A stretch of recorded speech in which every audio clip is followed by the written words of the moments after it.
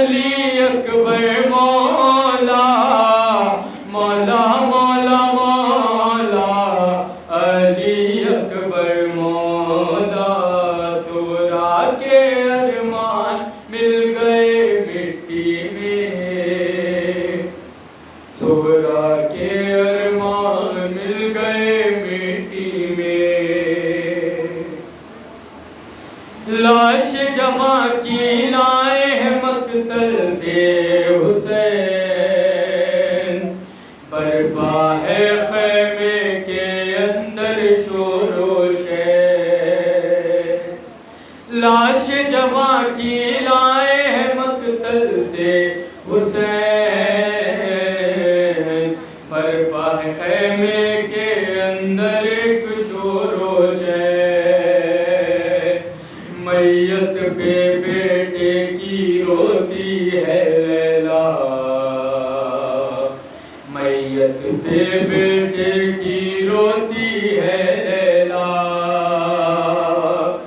اکبر مولا علی اکبر مولا مولا مولا مولا علی اکبر مولا سورا کے ارمان مل گئے مٹی میں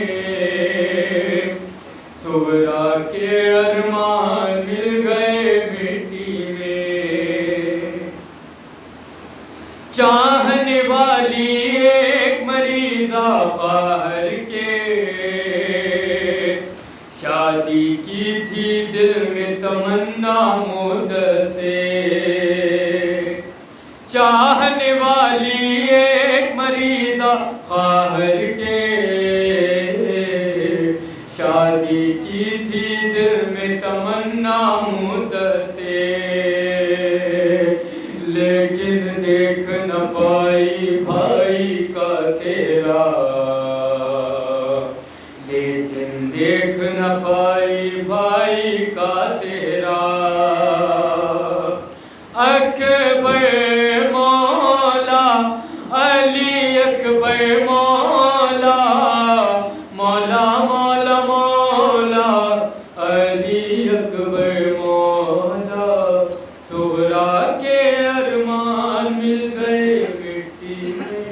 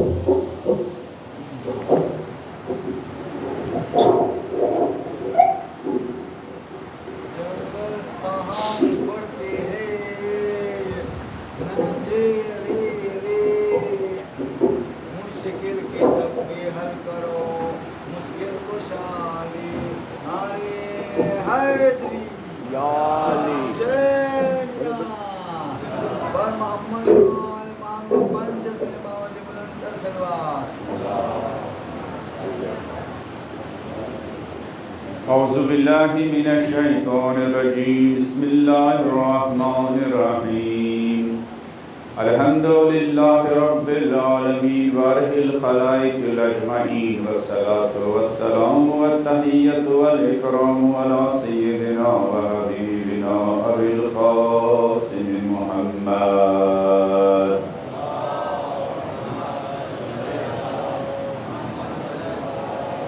الذي بعث ليتمم مكارم الأخلاق وإنه لعلى خلق عظيم وعلى أهل بيته الطيبين الطاهرين المعصومين الذين أظهر الله عنهم الرجس وطهرهم تطهيرا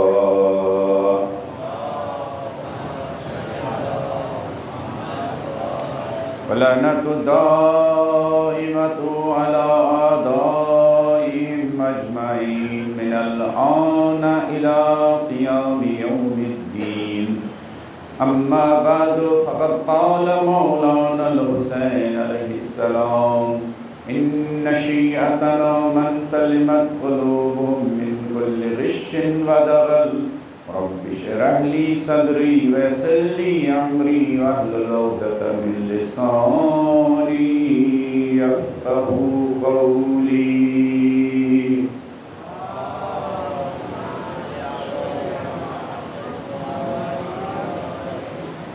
خداوند جلیل آپ سب کی ہم سب کی عزاداری کو، گریہ و بکا کو، ان نوحہ خانیوں کو، مرثیہ خانیوں کو، سوز و سلام کو اپنی بارگاہ میں قبول فرمائیں. جن مرحومین نے آپ سب کو، ہم سب کو انگلی پکڑ کر، ہاتھ تھام کر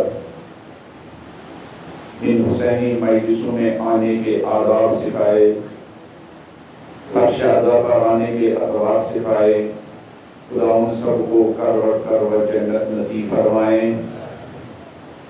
کربلا سے لے کر آج تک اس مشن کے خدمت گزاروں، چاہے وہ علماء ہو، واعظین ہو، خطبہ ہو، ذاکرین ہو، شعراء ہو، نواخان ہو، مرثیہ خوان ہو، محبت حسین میں نظر و نیاز و تبرک تقسیم کرنے والے مومنین و مومنات ہو، خدا ان سب کو محمد و آل محمد کے جوار میں جگہ عنایت فرمائیں. اس سال جہاں کہیں مومنین مومنات محبت حسین میں، عشق حسین میں، الفت حسین میں مجالس کا انعقاد کر رہے ہیں، مجالس کو خطاب کر رہے ہیں، مجلسوں میں نوح پڑھ رہے ہیں، مجلسوں میں مرثیہ سوز و سلام پڑھ رہے ہیں، مجلسوں میں شرکت کر رہے ہیں، مجلسوں میں اپنی حیثیت، اپنی طاقت، اپنی توان کے مطابق نظر و نیاز کا اہتمام کرتے ہیں. خدا ان سب کی دین و دنیا کو آباد فرمائیں، ان کی مشکلات آسان فرمائیں، ان کی زندگیوں میں برکت عطا فرمائیں، ان کے گھروں میں کوئی بیمار ہو تو ان بیماروں کو شفا عنایت فرمائیں، ان کے مرحومین کو کروٹ جنت نصیب فرمائیں. اس شہر میں جہاں کہیں، جس سینٹر میں، جس مرکز میں، جس حسینی میں، جس امام بارگاہ میں جو کوئی خطاب کر رہا ہے، شرکت کر رہا ہے، خدا ان سب کے دین و دنیا کو بھی آباد فرمائیں. اس سینٹر میں، اس حال میں جو اس مجالس کے بانی ہیں، ان کے مرحومین کو بھی خدا کروٹ جنت نصیب فرمائے. بلند آواز میں بیوی زہرا اولاد فاطمہ زہرا کی شان میں ایک صلوات پڑھ دیجیے.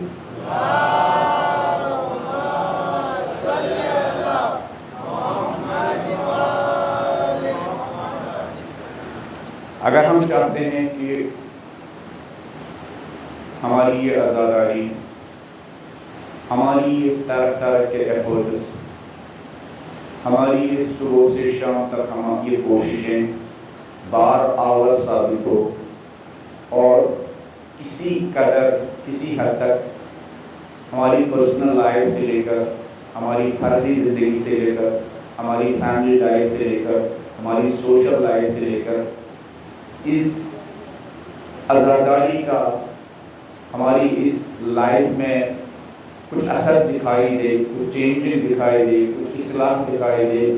ہم ہر مجلس کے بعد، ہر محرم کے بعد اپنے اندر کچھ تبدیلی محسوس کریں، اپنی فیملی لائف میں کچھ تبدیلی محسوس کرنا چاہیں، اپنی سوشل لائف میں کچھ تبدیلی محسوس کرنا چاہیں، اپنی جو ہماری زندگی کے مختلف ڈائمنشن ہیں ان میں ہم تبدیلی محسوس کرنا چاہیں، ہمیں کیا کرنا چاہیے؟ سب سے پہلے ہمیں اس بات اور اس سوال کا جواب معلوم کرنا چاہیے کہ ہم کس کی یاد منا رہے ہیں، ہم کس کی مجلس میں حاضر ہو رہے ہیں، وہ کون تھا، اس کا مقصد کیا تھا، اس کا گول کیا تھا، اس کا ہدف کیا تھا. ہمیں اس سوال کا سنجیدگی کے ساتھ جواب معلوم کرنا چاہیے، تنہائی میں بیٹھنا چاہیے، اپنا سر جھکا کر غور و فکر کرنا چاہیے ہم کس کی یاد منا رہے ہیں. اگر ہم نے یہ سنا مولا حسین علیہ السلام مدینے سے نکلے، خود صرف حسین کیوں نکلے؟ مدینے میں اور بھی ہزاروں اور لاکھوں کی تعداد میں مسلمان تھے، مدینے میں اور بھی لوگ تھے جو قرآن جانتے تھے، جو حدیث جانتے تھے، جو نبی کا کلمہ پڑھتے تھے، جو خدا کا کلمہ پڑھتے تھے، جن کی زبانوں پر لا الہ الا اللہ محمد رسول اللہ تھا. جو صبح شام 5 وقت کی نماز پڑھتے تھے، جو قرآن کی تلاوت کرتے تھے، جو حج جاتے تھے، جو سب کچھ جن کا حلیہ، جن کا ظاہری فیس بھی مسلمانوں کی طرح تھا، صرف حسین علیہ السلام کیوں نکلے؟ حسین کیا دیکھ رہے تھے جو دوسروں کو نہیں دکھائی دے رہا تھا؟ دوسروں کے بچے گھروں میں آرام کر رہے تھے، دوسروں کے بچے بزنس میں مصروف تھے، دوسروں کے بچے تجارت میں مصروف تھے، دوسروں کے بچے درسگاہوں میں مصروف تھے، دوسروں کے بچے گھر میں عیش و آرام کر رہے تھے۔ مولا حسین نے اپنے بچوں کا ہاتھ کیوں پکڑا؟ مولا حسین نے اپنی بہنوں کا ہاتھ کیوں پکڑا؟ مولا حسین نے اپنے دوست اور احباب کا ہاتھ کیوں پکڑا؟ مولا حسین نے اپنے بھتیجوں کا ہاتھ کیوں پکڑا؟ مولا حسین نے اپنی اس شریک حیات جس کی کچھ مہینے پہلے ولادت ہوئی ہے، اگر ہم مانتے ہیں علی اصغر میدان کربلا میں 6 مہینے کے تھے، تو اس کا مطلب ہے کہ جس وقت مولا حسین مدینے سے نکلے تھے اس وقت علی اصغر کتنے مہینے کے رہے ہوں گے؟ ہمیں اس سوال کا جواب معلوم کرنا چاہیے، آخر حسین علیہ السلام کو کون سا درد گھر سے نکلنے کے لیے مجبور کر رہا تھا؟ حسین علیہ السلام کو کون سا خطرہ محسوس ہو رہا تھا؟ مولا حسین علیہ السلام کس چیز کو بچانے کے لیے نکل رہے تھے؟ مولا حسین کس چیز کے لیے بے قرار تھے؟ کون سی چیز جو علی اکبر کی زندگی سے زیادہ امپورٹنٹ تھی؟ کون سی چیز جو غازی عباس کی زندگی سے امپورٹنٹ تھی؟ کون سی چیز جو علی اصغر، معصوم علی اصغر کی زندگی سے زیادہ امپورٹنٹ تھی؟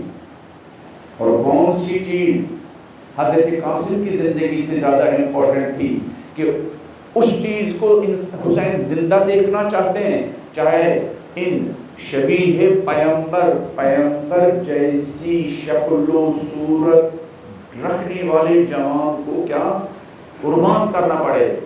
اس سوال کا اگر ہم جواب ڈھونڈنا چاہیں تو ہمیں خود حسین علیہ السلام سے اس کا جواب ڈھونڈنا ہوگا۔ اگر کوئی ذاکر اس کا جواب بھی دے تو ہمیں اس ذاکر سے کہنا ہوگا کربلا کے انقلاب کا جو بانی ہے، کربلا کے انقلاب جو کا فاؤنڈر ہے، کربلا کے انقلاب کا جو رہبر ہے، کربلا کے انقلاب جو رہنما ہے، کربلا کے انقلاب کا جو پیشوا ہے، کربلا کے انقلاب کا جو امام ہے، اس امام کا، اس انقلاب کا جو امام ہے، اس امام کی زبانی ہمیں بتاؤ کہ وہ امام چاہتا کیا تھا۔ کربلا کا امام اس کی زبان میں، اس کے ویژن میں، اس کی کلام کی روشنی میں اس انقلاب کا ہدف ہمیں سمجھنا ہوگا، اس لیے کہ کربلا برپا کرنے والا حسین اپنے انقلاب کو ہر انسان سے زیادہ بہتر انٹروڈکشن دے سکتا، اس کا ہدف بیان کر سکتا، اس کا مقصد بیان کر سکتا۔ کسی شاعر میں اتنا دم نہیں ہے کہ وہ حسین کے انقلاب کا ہدف حسین سے بہتر بیان کر سکے۔ کسی خطیب کی زبان میں اتنا اثر نہیں ہے کہ وہ حسین کے انقلاب کا ہدف و مقصد حسین سے بہتر بیان کر سکے۔ کسی بھی وائز کی زبان میں وہ اثر نہیں ہے کہ وہ حسین اور حسین کے ساتھیوں سے زیادہ حسین کے انقلاب کا، حسین کی تحریک کا، حسین کی مومنٹ کا، حسین کی سٹرگل کا، اس سے حسین سے بہتر اس کا ہدف بیان کر سکے، اس کا گول بیان کر سکے، اس کا مقصد بیان کر سکے، اس کا ویژن بیان کر سکے۔ ہماری عزاداروں کی پہلی ذمہ داری ہے کہ ہم حسین سے سنیں، حسین اپنے انقلاب کے ذریعے چاہتے کیا تھے، حسین اپنی تحریک کے ذریعے چاہتے کیا تھے۔ ان مجالس کا اہتمام، اس کے بہت سارے ڈائمنشن ہیں۔ ایک ڈائمنشن اس کا یہ ہے کہ ہم حسین علیہ السلام کی مجلسوں میں زانوی ادب طے کرے اور حسین سے سمجھے حسینی انقلاب کا مقصد کیا ہے، حسینی انقلاب کا مدعا کیا ہے۔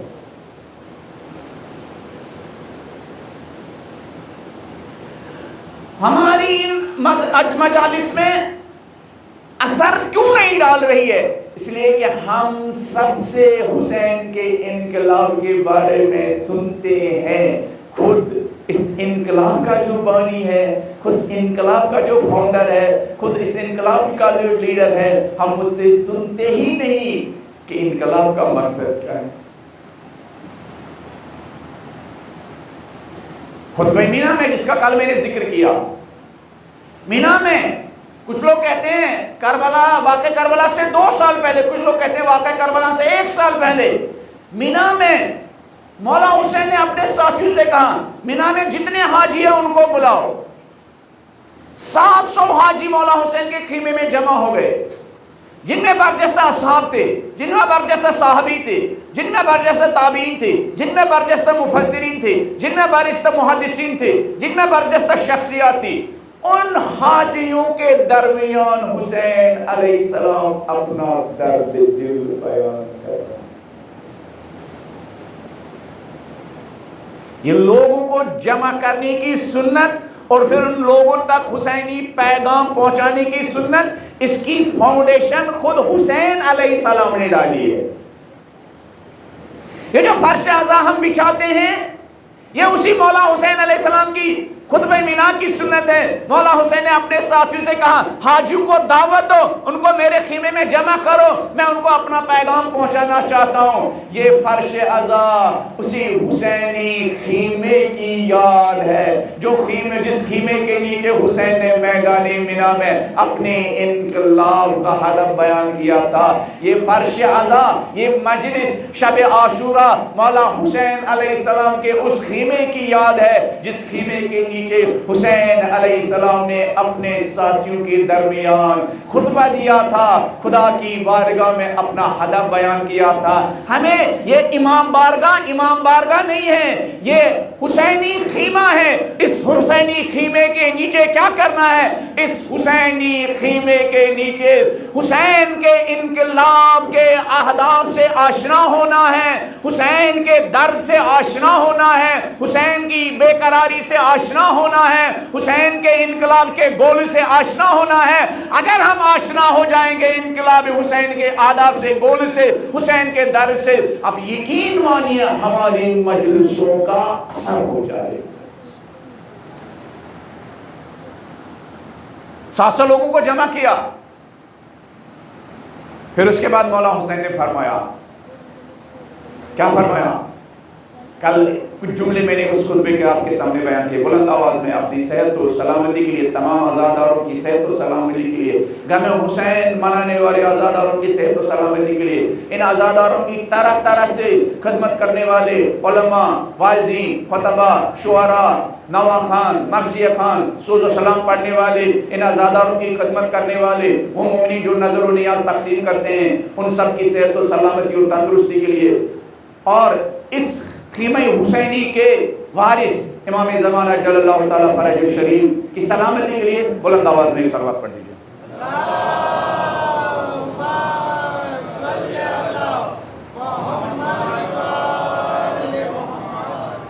مولا حسین علیہ السلام ان حاجیوں کے درمیان مینا میں اپنے انقلاب کے بارے میں بیان کرتے ہیں، اللہم انکا تعلم انہ لم یکن ما کان منا تنافسا فی سلطان۔ اگر حسین سراپا احتجاج ہے، اگر حسین احتجاج بلند کر رہا ہے، اگر حسین آواز بلند کر رہا ہے، اگر حسین لوگوں کو جمع کر رہا اپنے خیمے میں، حسین ان سے کہہ رہے ہیں یہ مت سمجھنا میرے دل میں خدا نخواستہ کرسی کا درد ہے۔ سلطان یعنی قدرت، سلطان یعنی حکومت، سلطان یعنی گورنمنٹ، سلطان یعنی کرسی۔ یہ نہ سمجھنا میں نے تمہیں اس لیے بلایا ہے، یہ مت سمجھنا میں نے تمہیں اس لیے بلایا ہے کہ میں اقتدار حاصل کرنا چاہتا ہوں۔ وَلَا الْتِمَاسَ شَيْءٍ مِّن فُضُولِ الْحُطَامِ، یہ بھی نہ سمجھنا شاید زہرا کے نور عین حسین کی جیب خالی ہے اور مختلف بہانوں سے مال دنیا حاصل کرنا چاہتا ہوں۔ نہ میرے سینے میں حکومت کا درد ہے، نہ میرے سینے میں مال دنیا کا درد ہے، پھر مولا کیا ہے درد؟ مولا فرماتے ہیں سنو حاجیو میں نے اس لیے جمع کیا ہے، سنو مفسرو میں نے اس لیے جمع کیا ہے، سنو محدثو میں نے اس لیے جمع کیا ہے، سنو احرام پہنے ہوئے لوگوں میں نے اس لیے جمع کیا ہے، سنو لبیک اللہم لبیک کہنے والوں، سنو نماز پڑھنے والوں، میرے سینے میں نہ حکومت کا درد ہے نہ مال دنیا کا درد ہے، میرے دل میں اگر بے قراری ہے وہ دین خدا کی بے قراری، میرے سینے میں اگر تڑپ ہے وہ دین کی تڑپ ہے، دین کی غربت مجھ سے برداشت نہیں ہو رہی۔ خدا کو گواہ بنا کر یہی جملے امام علی علیہ السلام نے نہج البلاغہ کے خطبہ نمبر 182 میں سیم یہی الفاظ، سیم یہی ٹرمینالوجی، سیم یہی سینٹنس مولا علی علیہ السلام نے نہج البلاغہ میں اپنی زندگی، اپنی تحریک، اپنے سٹرگل کے بارے میں بیان کی۔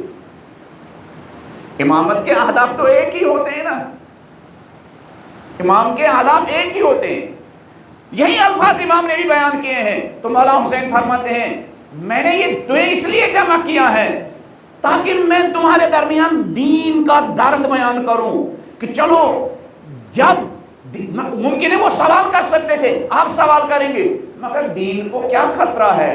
مولا حسین نے مدینے سے نکلتے وقت جب مولا حسین سے بیعت کا مطالبہ کیا تھا تو اس وقت ایک مرثیہ پڑھا تھا، کلمہ استرجاع پڑھا تھا۔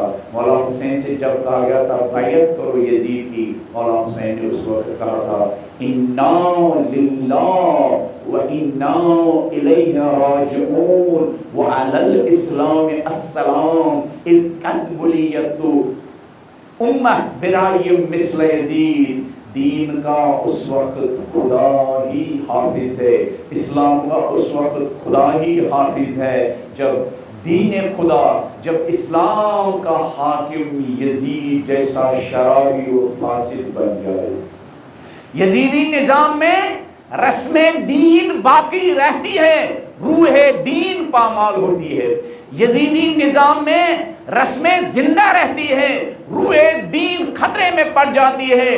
حسین دیکھ رہے تھے یزید جب حاکم رہے گا اذانوں کی رسمیں باقی رہیں گی، روح اذان ختم ہو جائے گی، حج کی رسم باقی رہے گی، روح حج ختم ہو جائے گی، نمازوں کی رسمیں باقی رہیں گی، نمازوں کی روحیں ختم ہو جائیں گی، دین کے احکام کی رسمیں باقی رہیں گی اور دین کی روح ختم ہو جائے گی۔ اس لیے مولا نے کہا انا للہ وانا الیہ۔ ہمیں جب کوئی عزیز و اقربا ہم سے جدا ہو جاتے ہیں، ہمارے لیے ایک غم کی خبر ہوتی ہے، ہم انا للہ وانا الیہ راجعون پڑھتے ہیں، ہمارے لیے غم کی خبر ہوتی ہے۔ لیکن محمد و آل محمد کے لیے، نسل فاطمۃ الزہرا کے لیے غم کی خبر کون ہے؟ نسل فاطمۃ الزہرا کے لیے بچوں کا شہید ہونا اتنا بڑا غم نہیں ہے۔ نسل فاطمۃ الزہرا جب دیکھتی ہے دین بے روح ہو جاتا ہے، نسل فاطمۃ الزہرا کے لیے یہ خبر پہاڑ کے ٹوٹنے سے بھی زیادہ بڑی خبر ہے۔ ان کے لیے اپنے بچوں کا مرنا اتنا بڑا دکھ نہیں ہوتا ہے جتنا بڑا دکھ ان کے لیے دین جب دین کی روح چلی جاتی ہے، جب دین غریب ہو جاتا ہے۔ اس لیے کہ وہ نسل ہے جو اپنے لیے نہیں جیتے ہیں، نسل فاطمۃ الزہرا وہ نسل ہے جو اپنے لیے نہیں جیتے ہیں، نسل فاطمۃ الزہرا وہ نسل ہے جو اپنے آرام کے لیے نہیں جیتی ہے، نسل فاطمۃ الزہرا وہ نسل ہے جو اپنے بچوں کو کیریئر کے لیے نہیں جیتی ہے، نسل فاطمۃ الزہرا وہ نسل جو اپنے آرام کے لیے، اپنے بچوں کے آرام کے لیے، لگژری زندگی کے لیے نہیں جیتی ہے، نسل فاطمۃ الزہرا دین کی سربلندی کے لیے جیتی ہے، نسل فاطمۃ الزہرا دین کی سربلندی اور سرفرازی کے لیے جیتی ہے. نسل فاطمہ الزہرا دین کا بول بالا کرنے کے لیے جیتی ہے. نسل فاطمہ الزہرا دینی اقدار کو انسانی معاشرے میں, انسانی سوسائٹی میں زندہ کرنے کے لیے جیتی ہے. نسل فاطمہ الزہرا کی سانسوں میں دین ہوتا ہے. نسل فاطمہ الزہرا کی سانس دھڑکنوں میں دین ہوتا ہے. نسل فاطمہ الزہرا کی رگوں میں دین ہوتا ہے. ان کا اٹھنا بیٹھنا ہم و غم ان کا دین ہوتا ہے, اسلام ہوتا ہے, خداوند تبارک و تعالیٰ کا نظام ہوتا ہے. اس لیے مولا حسین نے فرمایا, حاجیو تم کعبے کے ارد گرد طواف کر رہے ہو اور تمہیں پتہ نہیں ہے یزید کی وجہ سے دین خطرے میں پڑ چکا ہے. حاجیو تم یونیفارم پہنے ہوئے ہو, لبیک اللہم لبیک کہہ رہے ہو, اور وہ میراث نبوت اسی خطبے میں مولا حسین علیہ السلام بیان کرتے ہیں کہ تم حج کر رہے ہو اور نور نبی کو خاموش کیا جا رہا ہے. اسی خطبے میں لنر المعالم من دین امپورٹنٹ ہے محمد و آل محمد کی نگاہوں میں. اور بی بی زینب کبریٰ سلام اللہ علیہا نے اس عزاداری کی بنیاد رکھی. کیوں؟ نام حسین کے صدقے بی بی فاطمہ الزہرا کی بیٹی زینب کبریٰ اس حسینی سپرٹ کو زندہ رکھنا چاہتی تھی, جس سپرٹ کے نتیجے میں دین زندہ رہے, دینی قدریں زندہ رہے, دینی ویلیو زندہ رہے. اب میرے اور آپ کے لیے سوال, اگر حسین علیہ السلام کی نگاہوں میں دین اتنا امپورٹنٹ ہے, 10 سال 20 سال عزاداری کرنے کے بعد میری نگاہوں میں دین کی امپورٹنس بڑھ گئی یا کم ہو گئی ہے؟ محرم میں 10 دن آنسو بہانے کے بعد میری نگاہوں میں, میرے دل میں, میری دھڑکنوں میں دین کی امپورٹنس بڑھ جاتی ہے یا دین کی امپورٹنس گھٹ جاتی ہے؟ مجلس کا بیان سننے کے بعد, نوحہ سننے کے بعد, مرثیہ سننے کے بعد, آنسو بہانے کے بعد میری فیلنگ کیا ہوتی ہے؟ میں جب نکلتا ہوں کیا اندر سے آواز آتی ہے حسین کی؟ کیا اندر سے آواز آتی ہے حسین کی, میرا پیغام سننے والے, جو چیز میرے لیے امپورٹنٹ تھی کیا اب تیرے لیے بھی وہ چیز امپورٹنٹ ہے یا نہیں؟ میرے علی اکبر کا غم سننے والے جوان, کیا تیرے لیے بھی میرا دین امپورٹنٹ ہے یا نہیں؟ میرے بچوں کا شہادت کا پیغام سننے والے جوانوں, کیا تمہارے لیے بھی تمہاری زندگی میں, تمہاری پرسنل لائف میں, تمہاری سوشل لائف میں, تمہاری فیملی لائف میں, تمہاری پولیٹیکل لائف میں, کیا تمہارے لیے بھی دین امپورٹنٹ ہے یا نہیں؟ آج ہماری قوم مختلف مشکلات میں گرفتار ہے, تبصرے بھی ہوتے ہیں, علماء بھی گلا کرتے ہیں, ہم بھی گلا کرتے ہیں, شعراء بھی گلا کرتے ہیں, سب لوگ گلا کرتے ہیں. مشکلات, حق بھی ہمیں مشکلات کے بارے میں گفتگو کرنی چاہیے.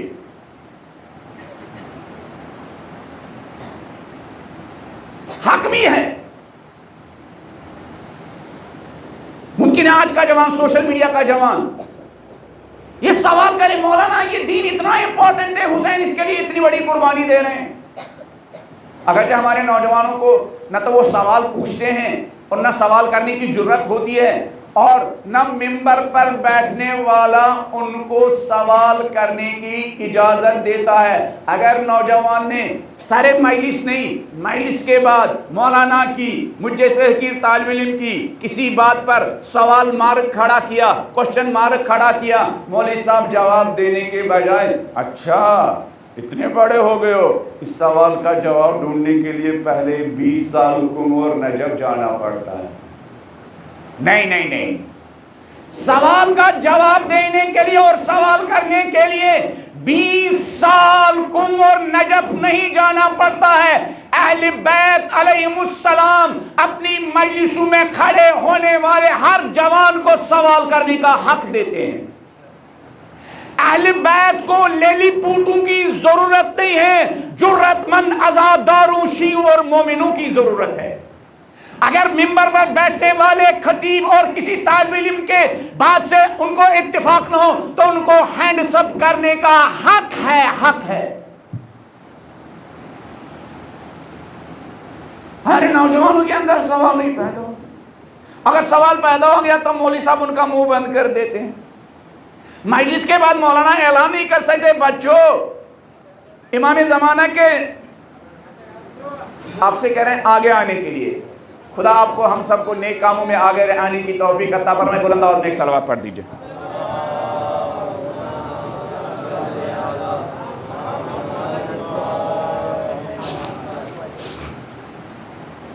جلدی آگے بڑھیے نا، جلدی آگے بڑھیے، ٹائم ہمارے پاس بہت کم ہے۔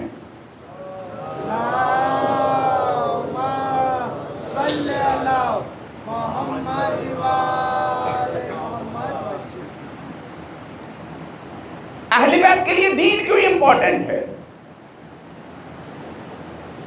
حسین کے لیے دین کیوں امپورٹنٹ ہے؟ بہت شارٹ جواب دے رہا ہوں۔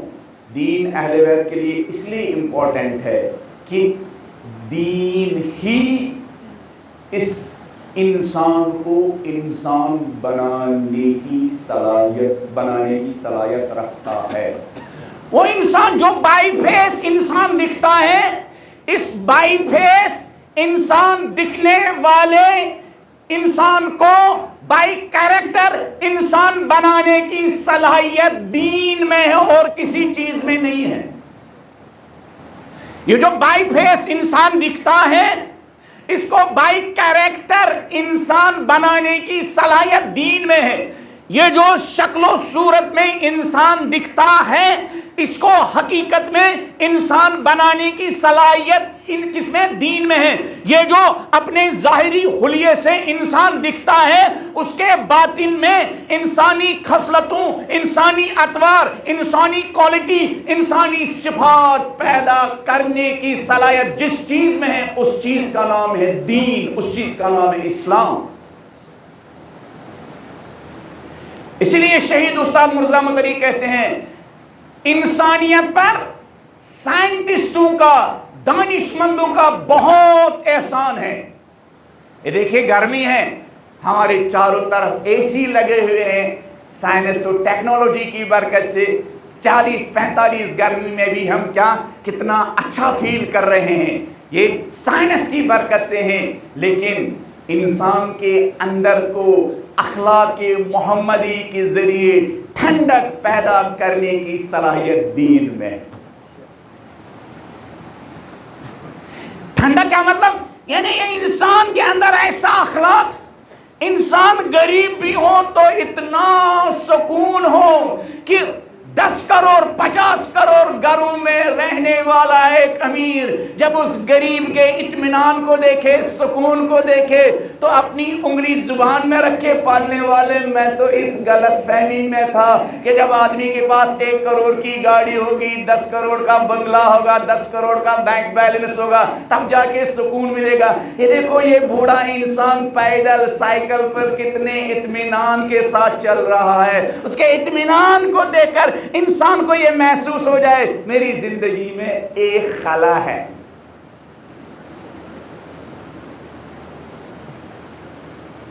اہل بیت کے لیے، حسین کے لیے دین کیوں امپورٹنٹ ہے کہ وہ اس دین کی بقا کے لیے، اس دین کا پیغام عام کرنے کے لیے اتنی قربانیاں دے رہے ہیں؟ اس لیے کہ سائنس اور ٹیکنالوجی کے ذریعے انسان کے ارد گرد کے ماحول کی انجینئرنگ کی جا سکتی ہے۔ انسان کی انجینئرنگ کرنے کی صلاحیت دین میں۔ سائنس اور ٹیکنالوجی نے اتنے اچھے گھر دیے ہمیں ونٹر میں سردی کا احساس نہیں ہوتا ہے، ہمیں سمر اور گرمی میں گرمی کا احساس نہیں ہوتا ہے، لیکن اس گھر کی 4 دیواریں میں رہنے والوں کو انسان بنانے کی صلاحیت دین میں۔ اس لیے شہید مرزا مدری کہتے ہیں سائنٹسٹ کا بڑا احسان ہے، بڑے بڑے وسائل اور آرام دہ وسائل ہمارے لیے پیدا کیے ہیں، لیکن سب سے بڑا سائنٹسٹوں سے 1000 گنا احسان انبیاء کا ہے، 1000 گنا احسان معصومین کا ہے، 1000 گنا احسان ان علماء کا ہے جو انبیائی مشن کے تحت اس انسان کو انسان بنانے کے لیے سٹرگل کرتے، محنت کرتے، مشقت کرتے۔ ہماری قوم بہت پریشان ہے، مولانا شادی کتنی مہنگی ہو گئی۔ جب شادی کا خیال آتا ہے بچوں کا تو والدین پر پہاڑ ٹوٹ جاتا ہے۔ ویسے شادی کیوں نہ مہنگی ہو؟ اس لیے کہ مہنگی شادی اوپر سے مہنگی شادی کرنے کو کا پروموٹ کیا جا رہا ہے۔ آج کل دیکھیے پورا میڈیا دنیا کی سب سے مہنگی شادی کرنے کے بارے میں صبح و شام کیا بات کرتا رہتا ہے نا، اور وہ بھی اس ملک میں جہاں کروڑوں لوگ گلیوں سڑکوں میں پڑا ہوا کیچڑ، جہاں سے وہ کیا اپنی ایک روٹی، سڑا ہوا کیا کھانا، سڑا ہوا فروٹ، سڑی ہوئی روٹی نکالتے ہیں، اس سے اپنا لقمہ بناتے ہیں۔ اچھے دن ہاں جب اتنا اس کو پروموٹ کیا جا رہا ہے، آپ جا رہے ہیں، میں جس کی طرف آپ کو اشارہ کر رہا ہوں، پھر کلچر بنے گا مہنگی شادی کا۔ اس کا ادب کیا ہے؟ اس کا ادب کیا، گول کیا؟ کچھ لوگوں کو اسراف میں مزہ آ رہا ہے، کچھ لوگوں کو اسراف میں نہیں بلکہ دبے کچلے لوگوں کی خدمت میں سکون مل رہا ہے۔ اب یہ شادی اتنی مہنگی ہو گئی ہے، اس کا سولوشن کیا ہے؟ شادی اتنی مہنگی ہو گئی ہے کہ 10 سال پہلے ایک غریب کو تیار کرنی پڑتی ہے، 10 سال پہلے سیونگ کرنی پڑتی ہے نوجوان کو، اور پھر جب شادی ہو جاتی ہے، چونکہ دین پر کوئی کام نہیں کیا ہوتا، سارا ہم نے کیا ٹائم کس پر ویسٹ کیا ہوتا ہے؟ جہیز تیار کرنے کے لیے، شادی کی ظاہری اور رسمی ریکوائرمنٹس کو پورا کرنے کے لیے شادی ہوتی ہے، 2-3 مہینے چلتی ہے، پھر دونوں طرف سے طلاق ہو جاتی ہے نا۔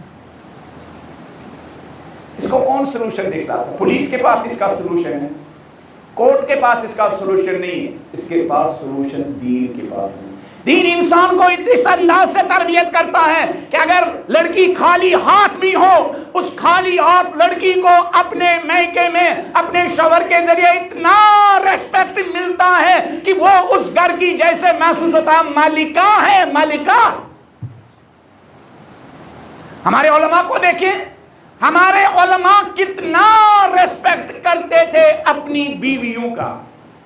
ہمارے نوجوان، قرآن کہتا ہے نا آئین تذہبون، کہاں جا رہے ہو؟ کہاں جا رہے ہو سوشل میڈیا پر؟ کہاں جا رہے ہو انسٹاگرام پر؟ کہاں جا رہے ہو فیس بک پر؟ کہاں راستہ ڈھونڈ رہے ہو؟ راستہ اس فرش عزا میں ڈھونڈو، یہ فرش عزا تمہیں حضرت فاطمہ الزہرا کی نسل سے آشنا کرے گا، جس راستے کے صورت میں تمہارے مشکلات حل ہو جائیں گے۔ علامہ محمد تقی جعفری جنہوں نے نہج البلاغہ کی 27 جلد شرح لکھی ہے، کتنے جلد؟ 27 جلد شرح لکھی ہے۔ ان کے کچھ اسٹوڈنٹ کہتے ہیں ہم ڈیلی ان کے گھر نہج البلاغہ کا لیسن اور درس لینے کے لیے ان کے گھر جاتے تھے۔ علامہ نہج البلاغہ پر اتنا ہولڈ کہ 27 جلد شرح لکھی ہے۔ ہماری طرح نہیں جو ممبر پر صرف لفاظی کرتے ہیں، پریکٹیکل لائف میں کوئی آؤٹ پٹ نہیں ہوتا ہے۔ کچھ لوگوں کی زندگی کا آؤٹ پٹ صرف لفاظی ہوتا ہے، پریکٹیکل لائف میں کچھ نہیں ہے۔ مزہ تو جب ہے گرتوں کو سنبھالو ساتھی، نشہ پلانا۔ اقبال کا ایک شعر جس کا ایک مصرع ہے، مزہ تو جب ہے جب گرتوں کو سنبھالو ساتھی۔ لفاظ سے بہتر ہے کہ انسان پریکٹیکل لائف میں سوسائٹی کو تبدیل کرنے کے لیے کوئی اقدام کرے، چھوٹا ہی اقدام، مکتب ہی صحیح، سنڈے کلاس ہی صحیح، فرائیڈے کلاس ہی صحیح، کسی غریب کو سہارا دے کر ہی صحیح۔ علامہ محمد تقی جعفری 27 جلد شرح لکھی ہے نہج البلاغہ کی۔ ان کے شاگرد کہتے ہیں جب ہم تہران ان کے درس میں جاتے تھے، کبھی کبھی دروازہ کھٹکھٹاتے تھے تو استاد آیت اللہ علامہ محمد تقی جعفری نہج البلاغہ پر اتنا ہولڈ، تو ہم دیکھتے تھے استاد آستین بلند کیے ہوئے، ان کے ہاتھ میں جھاڑو ہوتا تھا۔ ہم ان سے کہتے تھے استاد کیا کر رہے تھے آپ؟ کہا اہلیہ اپنے میکے چلی گئی ہے، اپنی ماں سے ملنے کے لیے چلی گئی ہے، اپنے باپ سے ملنے کے لیے چلی گئی ہے، میں بھی ویسے ان کی کوئی خدمت نہیں کرتا ہوں، میں نے کہا ان کی موجودگی میں گھر کی صفائی کروں۔ ان کے شاگرد کہتے ہیں کبھی کبھی ایسا ہوتا تھا، استاد گھر میں ہوتے تھے لیکن کچن میں ہوتے تھے، ہم کہتے تھے استاد کیا کر رہے ہیں؟ وہ کہہ رہے تھے میری اہلیہ چلی گئی ہے، اپنی بہن سے ملنے کے لیے چلی گئی ہے، مجھے کھانا بنانا نہیں آتا ہے، چاول بنانا نہیں آتا ہے، اہلیہ آ ہی رہی ہوگی، چاول بنانے کے لیے میں نے گیس پر پانی چڑھایا ہے تاکہ تب تک پانی گرم ہو جائے۔ جس آدم کی بیٹی کو اس طرح کا شوہر گھر میں ہو، اس آدم کی بیٹی کی آرزو بڑا گھر نہیں ہوگی، اس آدم کی بیٹی کی آرزو بڑی گاڑی نہیں ہوگی، اس آدم کی بیٹی کی آرزو بڑی بڑی فیسلٹی نہیں ہوگی، وہ آدم کی بیٹی اس گھر میں احساس کر رہی ہوگی میں کتنی خوش قسمت بیوی ہوں، میں کتنی خوش قسمت بیوی ہوں جب اس کو اپنے شوہر کے ذریعے اتنا ریسپیکٹ ملے، اتنا احترام ملے، اتنا پیار ملے، اتنی محبت ملے، اتنی عزت ملے۔ آیت اللہ اس کے کاموں میں علی کے انداز میں ہاتھ بٹائے تو وہ آدم کی بیٹی محسوس کرتی ہوگی میں اس شہر کی ملکہ ہوں، میں اس شہر کی مالک ہوں، میں اس شہر کی سب سے امیر عورت ہوں، پیسوں کی امیر نہیں ہوں۔ یہ جو شوہر مجھے ریسپیکٹ دیتا ہے، یہ جو آیت اللہ مجھے احترام دیتا ہے، کسی گھر میں آدم کی بیٹی کو اتنا ریسپیکٹ، اتنا احترام نہیں ملتا ہے جتنا مجھے احترام ملتا ہے۔ ایسے گھروں کو گھر کہتے ہیں، ورنہ چہار دیواری کو گھر نہیں کہتے ہیں۔ چہار اینٹوں سے مکان بنتے ہیں، اینٹوں سے مکان بنتے ہیں۔ گھر کیسے بنتے ہیں؟ گھر اخلاق سے بنتے ہیں۔ ہم میں سے اکثر لوگوں کے ابھی مکان ہی ہیں، ان مکانوں کو گھر کیسے بنائیں گے جب ان کنکریٹ مکانوں میں محمد مصطفیٰ کا اخلاق آ جائے گا، فاطمہ الزہرا کا اخلاق آ جائے گا، حسین علیہ السلام کا اخلاق آ جائے گا تو ہمارے یہ مکان گھر بن جائیں گے۔ سائنس آپ کو مکان بنا کے دے گا، دین آپ کو گھر بنا کے دے گا۔ سائنس آپ کو مضبوط دیواریں کھڑا کرنا سکھائے گا، دین آپ کو مضبوط اخلاق کے ذریعے گھر بنانا سکھائے گا۔ مکان وہ ہوتا ہے جس کی دیواریں مضبوط ہو، گھر وہ ہوتا ہے جس میں کردار، جس میں محبت، جس میں الفت، جس میں عشق، جس میں ریسپیکٹ، جس میں احترام، جس میں عزت، جس میں میاں بیوی ایک دوسرے کو انسان سمجھے اور انسانوں کو ریسپیکٹ دے، انسانوں کو احترام دے۔ یہ کون سکھا سکتا ہے؟ دین سکھا سکتا ہے، یہ دین سکھا سکتا ہے۔ اسی لیے مولا نے کہا بھائی مدینے میں بلڈنگوں کو خطرہ نہیں تھا، مدینے میں باغوں کو خطرہ نہیں تھا، مدینے میں تجارت کو خطرہ نہیں تھا، مدینے میں زمینوں کو خطرہ نہیں تھا، مدینے کے مارکیٹوں کو خطرہ نہیں تھا، مدینے اور مکے میں بلڈنگوں کو خطرہ نہیں تھا، مدینے اور مکے میں اس دین کو خطرہ تھا کہ جس دین کی وجہ سے ایک سماج، حقیقی انسانی سماج بن رہا ہے۔ دین ایک سوسائٹی کی کیا بنیاد ہوتی ہے؟ جب دین متزلزل ہو جاتا ہے تب یہ ایک زمانہ گزرنے کے بعد پھر یہ بازار بھی تباہ ہو جاتے ہیں، پھر یہ تجارت بھی تباہ ہو جاتی ہے، پھر سب خاکستر ہو جاتا ہے۔ اس لیے اہل بیت کی نگاہوں میں دین کی امپورٹنس تھی، میری اور آپ کی نگاہوں میں دین کی کیا امپورٹنس ہے؟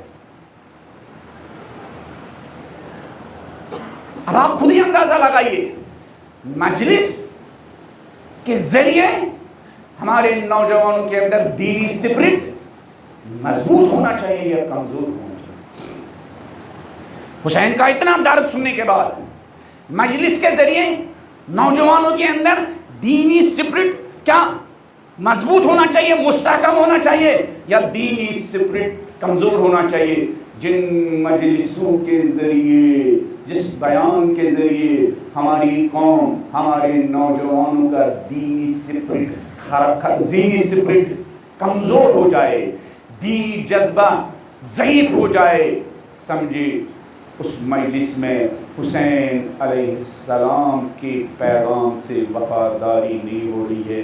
حسین دینی سپرٹ کو مضبوط کرنا چاہتے تھے اور یزید دینی سپرٹ کو کمزور کرنا چاہتا تھا۔ حسین اور حسین کے ساتھی دینی جذبے کو مستحکم کرنا چاہتے تھے، یزید اور یزیدی سسٹم دینی سپرٹ کو کمزور اور ضعیف بنانا چاہتے تھے۔ حسین کی پوری کوشش تھی دینی سپرٹ کی جڑیں مضبوط ہو، دینی جذبوں کی روٹس مضبوط ہو، اور یزید اور یزیدی مشنری کی پوری کوشش تھی دینی سپرٹ، دینی جذبہ، دینی ویلیوز کمزور ہو جائے۔ آج ان مجلسوں کے ذریعے گویا ہم روح حسین سے اعلان کرتے ہیں، اے فرزند زہرا، جس دین کی سپرٹ کو مضبوط کرنے کے لیے آپ نے اتنا بڑا انقلاب برپا کیا، مولا ہم آنسو بہا کر آپ کے ساتھ عہد کرتے ہیں کہ ہم آپ کے ساتھ ہے، معکم لا مع غیرکم، زیارت جامع کبیرہ میں اے حسین آپ کے ساتھ، اے اہل بیت آپ کے ساتھ، کس لیے؟ دین کی پاسداری کے لیے آپ کے ساتھ، اسلام کی پاسداری کے آپ کے ساتھ، لا مع غیرکم، ان کے ساتھ نہیں جنہوں نے دین کے خلاف جنگ شروع کی تھی۔ ہماری یہ مجلس ایک جنگ ہے یزیدی سسٹم کے ساتھ، جنگ جو یزیدی سسٹم سوسائٹی میں انسانوں میں دینی سپرٹ کو کمزور کر رہا ہے۔ جن انسانوں کے اندر یہ دینی سپرٹ مضبوط تھی انہوں نے حسین علیہ السلام کو تنہا نہیں چھوڑا۔ اللہ، انہوں نے جو لوگ اس جذبے کے تحت جی رہے تھے، جو اس حوصلے کے ساتھ جی رہے تھے، جو اس نیت کے ساتھ جی رہے تھے، کل بھی حسین کے ساتھ تھے، آج بھی حسین کے ساتھ، جو اس جذبے کے ساتھ جی رہے تھے، جن کے اندر یہ جذبہ مضبوط تھا۔ حسین کربلا پہنچے تو حسین نے محسوس کیا میرے ساتھیوں میں ایک ساتھی کم ہے، وہ ساتھی جن کا جذبہ میرے ان ساتھیوں جیسا ہے۔ تو کربلا کے میدان سے فرزند زہرا نے ایک پیغام بھیجا۔ کس کو پیغام بھیجا؟ حبیب کو پیغام بھیجا۔ پیغام کیا تھا؟ اللہ اکبر، اگر ہمارے اندر صلاحیت ہے، ہم امام سے دور بھی ہو تو امام پاس بلا لیتا ہے۔ اگر ہمارے روح کے اندر کیپیسٹی ہو، ہم زمانے اور مکان کے اعتبار سے امام سے دور بھی ہو، وہ کریم امام خود ہی پاس اور قریب بلا دیتا ہے۔ حسین نے محسوس کیا میرے خیمے میں ایک انسان دور ہے جس کے اندر کیپیسٹی ہے، میرے ساتھ چلنے کی کیپیسٹی ہے۔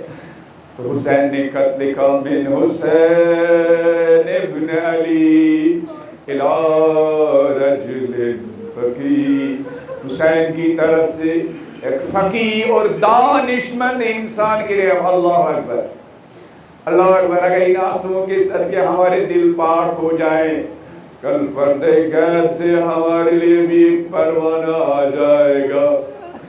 باو نگر میں میری محبت کے ساتھ جینے والے جوان تو کیا کر رہا ہے؟ آؤ کوفہ، میرے آخری انقلاب نے میرا ساتھ، آؤ کوفہ میرے ساتھ دو، ویسے ہی جیسے حسین کے ساتھیوں نے حسین کا ساتھ دیا۔ اللہ اکبر، یہ حسین کا پروانہ پہنچا۔ حبیب اپنی شریک حیات اپنی بیوی کے ساتھ تھا۔ کہا حبیب کیا ہے؟ کہا حسین کا پیغام۔ کہا کیا ارادہ ہے؟ کہا فیصلہ نہیں کر پا رہا ہوں۔ اللہ اکبر، اللہ اکبر۔ کہا اچھا حبیب، حسین پروانہ بھیج رہے ہیں، حسین بلا رہے ہیں، اور میرا حبیب فیصلہ نہیں کر پا رہا۔ حبیب یہ عورتوں کا لباس پہنو، یہ مردوں کا لباس مجھے دے دو، میں فرزند زہرا کی نصرت کے لیے خود جاؤں گی۔ اللہ اکبر۔ حبیب نے کہا نہیں ایسا نہیں ہے، میں آپ کو آزمانا چاہتا تھا، جس مشن کے لیے مولا نے مجھے بلایا ہے تو میرے ساتھ چلنے کے لیے تیار ہے یا نہیں؟ اللہ اکبر۔ دیکھو اس فیملی کے اندر کیا تھا، یعنی حبیب کے اندر بھی دینی سپرٹ اور حبیب کی شریک کی حیات کے اندر بھی دینی سپرٹ، دونوں میاں بیوی کے اندر حسین کی نصرت کرنے کا سپرٹ، دونوں نے ارادہ کیا حسین کی نصرت کے لیے نکلیں گے۔ اللہ اکبر۔ اس فرش عزا کے صدقے میں، محرم کے صدقے میں ہمیں پوری فیملی کے اندر یہ سپرٹ پیدا کرنا ہے تاکہ ہم پوری پریوار کے ساتھ امام زمانہ کے انقلاب میں شامل ہونے کے لائق بن جائیں۔ حبیب نے غلام کو آواز دی، کہا غلام کوفے میں پہرا لگا ہوا ہے، تم گھوڑے پر بیٹھو، فلان راستے سے جاؤ، فلان جگہ ہمارا انتظار کرنا، اگر کسی نے پوچھا کہاں جا رہے ہو کہنا میں مالک کی کھیت، مالک کے باغ کو دیکھنے کے لیے جا رہا ہوں۔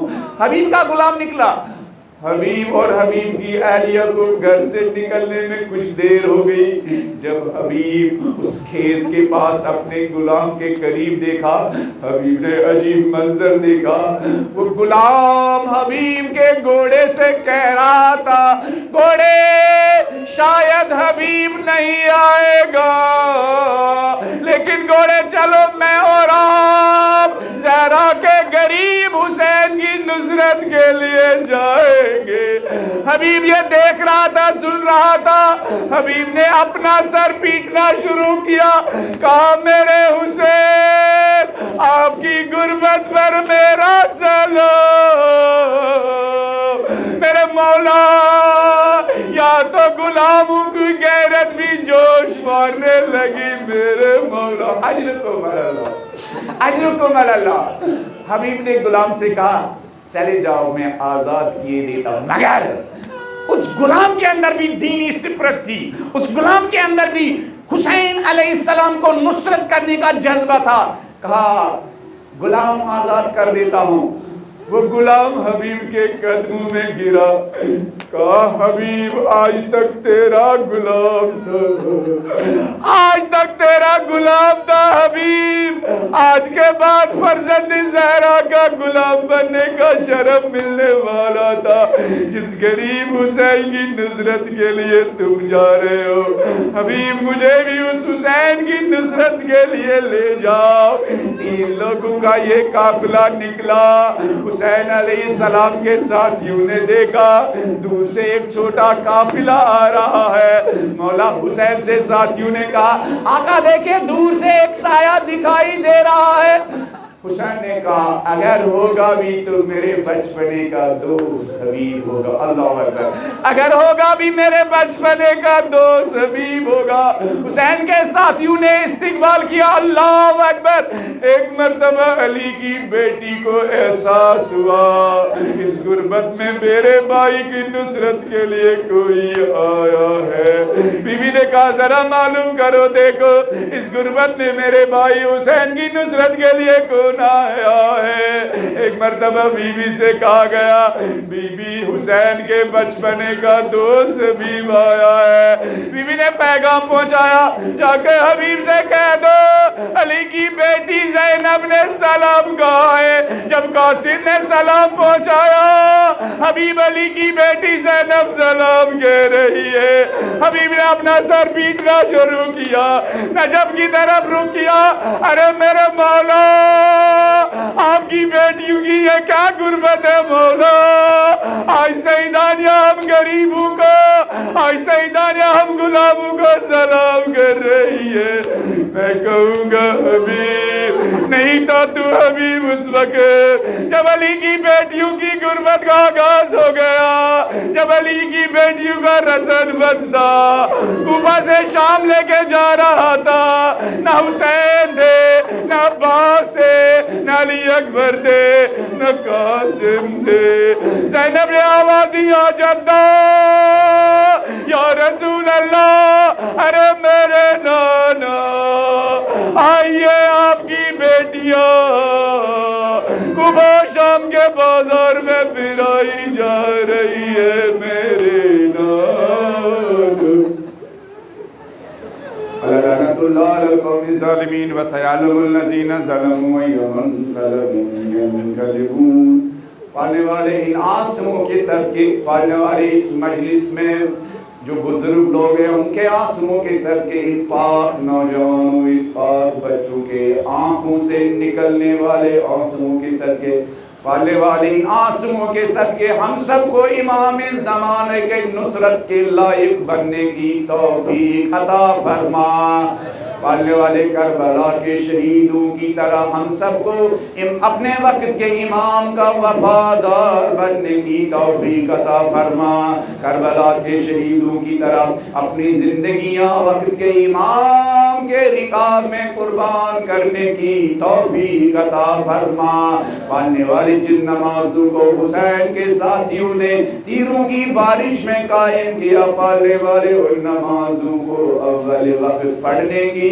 توفیق عطا فرما پڑھنے والے جو قرآن حسین کے کٹے ہوئے سرنینوں کی نیزہ پر تلاوت کی پڑھنے والے صبح شام اس قرآن کو پڑھنے کی توفیق عطا فرما پڑھنے والے ایسی زندگی جس کا خریدار زہرا کا مہدی بنے ایسی زندگی بسر کرنے کی توفیق عطا فرما پالنے والے ایسی جوانی جو جوانی امام زمانہ کے کام آئے ایسی جوانی بسر کرنے کی توفیق عطا فرما پالنے والے ایسا مال جو امام زمانہ کے راستے میں خرچ ہو ایسا مال کمانے کی توفیق عطا فرما پالنے والے ایسے بچے جن کے ہاتھوں میں امام زمانہ کا علم بلند ہو پالنے والے ایسے بچوں کی تربیت کرنے کی توفیق عطا فرما پالنے والے ایسا دوست جو ہمارا ہاتھ تھام کے امام زمانہ کے راستے پہ چلنا سکھائے ایسا دوست ہم سب کو نصیب فرما